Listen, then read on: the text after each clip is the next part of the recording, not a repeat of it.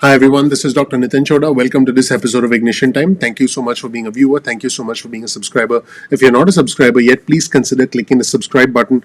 Please enable notifications. Become a part of our community. I also encourage you to follow me on Twitter. Here's a quick look at my Twitter profile. Our Twitter community is growing very rapidly. You'll learn about what I'm thinking in real time, what I'm reading in real time, and you'll be able to see my retweets as they happen. So make sure to follow us on Twitter. Let's just jump right in. On your screen, you'll see a tweet from Erica Werner from the Washington Post, and she's reporting that we can expect the Biden stimulus plan tomorrow, and it's something that we would all be focused on if we were not dealing with other major issues. She's also quoting Jeff Stein from the Washington Post, and Jeff Stein is reporting that President-elect Biden is expected to include a major expansion of the child tax credit in the imminent relief proposal, which is coming tomorrow. Biden had previously backed $3,600 per year per child under 6, $3,000 per year per child from the age of 6 through the age of 17. So the idea is to make a big dent in child poverty, to try and cut down child poverty. So we'll find out more details tomorrow. Here's a second tweet on your screen also from Jeff Stein from the Washington Post, and Jeff reports that the US has slashed money for poor families over the past 3 decades. This is ironic because individuals who need the most help, individuals who are the most vulnerable, specifically our children, are being left behind, specifically children in poor families. So child poverty is a huge part of overall poverty in the country because that contributes to overall poverty. So what Democrats, Jeff Stein is reporting this, what Democrats do or don't do now in the early days of the Biden administration is likely to make a big difference. You'll see this article on your screen that was published by the Washington Post, and the headline of the article reads, Biden expected to include new child benefit in major new stimulus proposal, which we are expecting tomorrow. The president-elect expects to introduce a package tomorrow. Now, they can push the whole thing through the Democrats, but it seems like based on the early reporting we're getting is that Biden wants to do something that's bipartisan, try and get support from Republicans as well in order to be able to pass this stimulus package. So like I mentioned earlier, we'll see enhanced child tax credits. We will see $2,000 stimulus checks, which means an extra $1,400 on top of the $600. And we could see an expansion of unemployment benefits. It's still unclear whether the $300 will increase or whether they'll simply extend the duration of the unemployment benefits. We'll wait to find out. There's also going to be money for the distribution of the vaccine, which is very important. And there does seem to be money for state and local governments as well. Now, we don't know the exact top line number of the package, but there are some reports, and I'll show you those reports shortly. Chuck Schumer has asked for a package right in the range of $1.3 trillion. Now, in case you're wondering where does the $1.3 trillion come from, remember the updated version of the HEROES Act asked for $2.2 trillion. $900 billion has already been done, so the Democrats will do an additional $1.3 trillion. Remember that you heard it first here on Ignition Time. That is what Chuck Schumer is proposing. Now, keep in mind that one of the campaign pledges of the Biden administration was to provide $300 per month to American households for children under the age of 6, as well as $250 per month for children between the age of 6 to 17. So that would amount to $3,600 per year for families with one young child, as well as $3,000 per year for families with older children. Now, we have to wait and see exactly what the Biden team proposes, but Brian Deese, who's the incoming director of the White House National Economic Council, so instead of listening to Larry Kudlow, we'll be listening to Brian Deese. I'm smiling because Larry Kudlow has said some things that make me go, what? Again, the stuff that Larry Kudlow has said makes me go, ooh. So, let's hope we get some more realistic, some more, in the trenches comments, some more comments based on ground reality from Brian Deese. We're going to be hearing this name, Brian Deese, a lot on our channel. So again, he's the incoming director of the White House National Economic Council, and he said at an event hosted by Reuters today that President-elect Biden would be introducing, I quote, a robust package. Now, Deese said that President-elect Biden would be laying out a two-track plan, starting with a recovery package focused on the pandemic, presumably having a lot to do with vaccine distribution, and then a larger relief effort to follow, presumably the $2,000 stimulus checks, extension of unemployment benefits, the child tax credits that I mentioned earlier. Now, what's interesting with the balance of power both in the House and the Senate is that Republicans can do this without Democrats. So we have the House Speaker, Nancy Pelosi, and then we have the Senate Majority Leader after the inauguration, after the 20th of January, Chuck Schumer. They could get things done without a single Republican. But the White House is indicating that it will try to pursue a bipartisan package first while not ruling out trying to push through something with Democratic support through a budget process called reconciliation. But they're going to try and keep reconciliation in their back pocket for some other major things, because there's a limited number of times they can do that. So they'll try and get some help from the Republicans to try and get this stimulus deal done. So after the Biden team achieves the initial stimulus, they are likely to come back later this year for another major package that's going to be focused on long-term economic reforms like infrastructure or healthcare. Remember, the Trump administration tried to tackle healthcare in the beginning, but it does make sense to tackle something like infrastructure because it's going to be very popular. It's going to get support from both sides of the aisle. So I think it's quite smart for the Biden team to start with stimulus and then focus on infrastructure later on in the year as they see how the economy is recovering. And here's a comment from Dees about the imminent relief package. He said, and I quote, "Our view here, both substantively and strategically, is that this is an approach that Democrats and Republicans can and should support." So that's interesting. So on the one hand, we have Brian Dees, who's going to be the new White House Economic Council advisor. There he is. Hello, Brian Dees. And on the other hand, we have the outgoing Larry Kudlow, White House Economic advisor. I haven't even heard from him lately. I'm pretty sure he's just chilling somewhere, drinking glasses of whiskey with his feet propped up on an expensive leather chair. So that's what I'm imagining. But basically, more and more Biden administration policies are now emerging. Now, I just want our viewers and subscribers to know that this child tax credit would primarily be claimed by parents who use it to offset their existing tax obligations when they are paying taxes. So millions of Americans who don't make enough money to file income taxes would be able to claim the credit as a refund by filling out an online form with the Internal Revenue Service. So kind of similar to the mechanism that was used to deliver $1,200 stimulus checks. So in other words, they would just get the cash. So this is a similar measure that was actually passed in the HEROES Act last May. Now, according to Sherrod Brown, who's a United States Senator, he's a Democrat from Ohio, he told reporters earlier this week that he spoke with the incoming Treasury Secretary Janet Yellen about creating new bank accounts through the Federal Reserve that would make it easier for low-income Americans to claim the child tax credits. Here's a quote on your screen from Sherrod Brown, the Democrat Senator from Ohio. "The $250 a month will go to these low-income families every month, year-round. $300 if your child is under 5.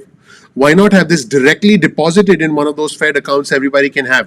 Just imagine the difference it would make for families who are struggling." Another Senator, Michael Bennet, who's a Democrat from Colorado, is supporting this effort along with Brown. And what Bennet has done is he has defended this approach, and he said that it's important, it's supported by research, and it'll get support politically from Democrats as well as Republicans. He said it could reduce child poverty by as much as 38%. He said, and this is a quote from Bennet, "I can think of nothing more at war with who we are as Americans than allowing kids to grow up in poverty." In fact, that's what he had said about the plan last year. That was his comment last year. And also in new reporting that you see on your screen from Bloomberg, Schumer asked Biden to provide more than $1.3 trillion in relief. So Biden is going to reveal the plan tomorrow, and aid for states is expected to be included. So the reporting is that the incoming Senate Majority Leader Chuck Schumer has pushed President-elect Biden to propose more than $1.3 trillion in spending for the initial round of stimulus relief, according to sources at Bloomberg News. Also, here's something interesting, and this was reported by Bloomberg. The belief amongst the Democrats is that they can get at least 10 Republican senators to support the initiative, the Biden initiative, and that would actually speed up the passage of this initiative through Congress, meaning from the House, which is a virtual guarantee because Democrats control the House, all the way through the Senate. Keep in mind, the stock market loves this because the stock market was expecting less than $1 trillion in additional stimulus. So $1.3 trillion is going to be good for the stock market, and the market will go up. So what's expected to be included in this $1.3 trillion stimulus package? Funding for vaccines, aid to state and local governments, boosting the direct stimulus check to $2,000 from the $600 that was approved earlier, and more unemployment insurance. That is all expected. A larger infrastructure plan, like I mentioned earlier, that was reported by the Washington Post, also seems to be confirmed by Bloomberg. A larger infrastructure plan coming later this year. They're expecting about $160 billion in aid for state and local governments, and the $2,000 stimulus checks are getting support from some Republicans. Senator Marco Rubio from Florida did send a letter to President-elect Biden on Tuesday, yesterday, to ask Congress to send him legislation raising the payments to $2,000. Here's a quote on your screen from Marco Rubio. It would send a powerful message to the American people in the wake of what happened at the Capitol on January 6th. That's what Rubio said in his letter. Ron Wyden, the Democrat from Oregon, said that assistance should start with $2,000 stimulus checks and continue with enhanced unemployments, which are scheduled to expire in the middle of March, as you probably know. So, here's a quote from Wyden. He said, "This country isn't going to be back to normal by March." And he said that his proposal for automatic triggers that would extend unemployment benefits based on national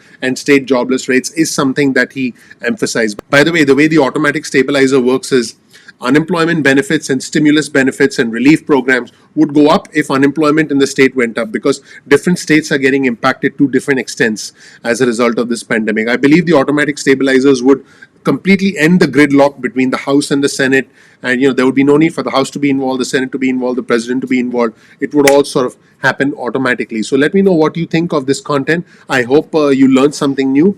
You'll get a link to all our resources in the description section below. Please comment below and let us know what you think, and please like the video if you learned something new. Also, here's some information about me. Thank you so much for watching, everybody. My name is Dr. Nitin Chhoda with Ignition Time. Thank you for giving me your time in these unbelievable times we live in. My name is Dr. Nitin Chhoda. Right here is some information about me. You'll learn more about who I am, what my journey has been like, and why you should listen to me. I want to help you live the American dream as soon as we get through this American nightmare. We live in incredible times, and that's why this channel, the Ignition Time channel, was created to try and help you make sense of what's going on in the world around us. Because I believe that once you understand what's happening in the country, you'll be able to better understand what's happening in the economy, and by extension, you'll be able to better handle your money. This channel, the Ignition Time channel, is about the country, it's about the economy, and it's about your money. We release videos every day, and I encourage you to click like, to click subscribe, to enable notifications, because then you'll be able to get notified by YouTube whenever we release a video. If you learn something new, please gently hit the subscribe button and enable notifications so you get alerts from us as we release videos going forward. Now, sometimes YouTube does not release these alerts as soon as we release the videos. So the best way around that is simply to bookmark youtube.com/ignition time. That's youtube.com/ignition time. Make sure you do that. This way you can visit the homepage of our channel and you'll never miss a single video. I think that you'll find that extremely valuable. So please do that. I would really appreciate you doing that. Also, please share this video with just 2 friends or family members. That's just 2 friends or family members. Follow us on Instagram. Our Instagram handle is ignition_time. That's ignition_time. And also follow us on Twitter. Our Twitter handle is also ignition_time. That's ignition_time. Our Twitter community is growing very rapidly. One of the advantages of Twitter is you'll know in real time what I'm reading. You'll know in real time what I'm thinking, because I retweet in real time. It's a way for us to almost get through the news together. So definitely follow me on Twitter. Once again, my Twitter handle is ignition_time. In fact, let's show you my Twitter feed right here. As I'm recording this, I'm getting alerts of our Twitter followers growing and our Twitter community growing. So you'll see my Twitter feed right here as we scroll through the Twitter feed, and you'll start to see everything I'm reading, everything I'm retweeting in real time, because these are unusual times that we live in. So definitely follow me on Twitter. As always, you'll get a link to all of our resources in the description section below. So definitely check out the description section below. This channel, the Ignition Time channel, is designed to help you make sense of this world and help us get through this together. We have gone through a range of emotions together. I've covered stimulus news where I'm hoping that it's raining money. Well, it's not raining money right now. Look at that, raining money. I want to cover news where we have a successful start to the year. I mean, when the new year came along, it was like we were in party mode. There was confetti everywhere, and we were celebrating that finally 2020 is behind us. But now sometimes I feel I'm looking forward to 2022. When the new year came along, I was dancing. And I was actually breakdancing too. Let me show you my breakdancing skills, because I can do what I think is a decent breakdance. Watch this, okay? Watch this. I'm going to pull an imaginary rope.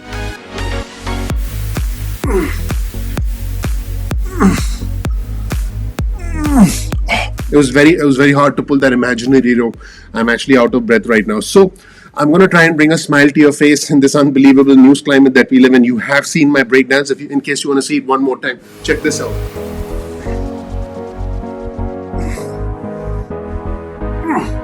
I can actually do the moonwalk as well. I'll do the moonwalk for you guys. in the next video. But seriously, I want to help us make sense of this crazy day and age that we live in. Thank you so much for watching. Once again, please click like, please subscribe, please enable notifications, and I'm looking forward to seeing you in the next episode of Ignition Time. Take care. Bye.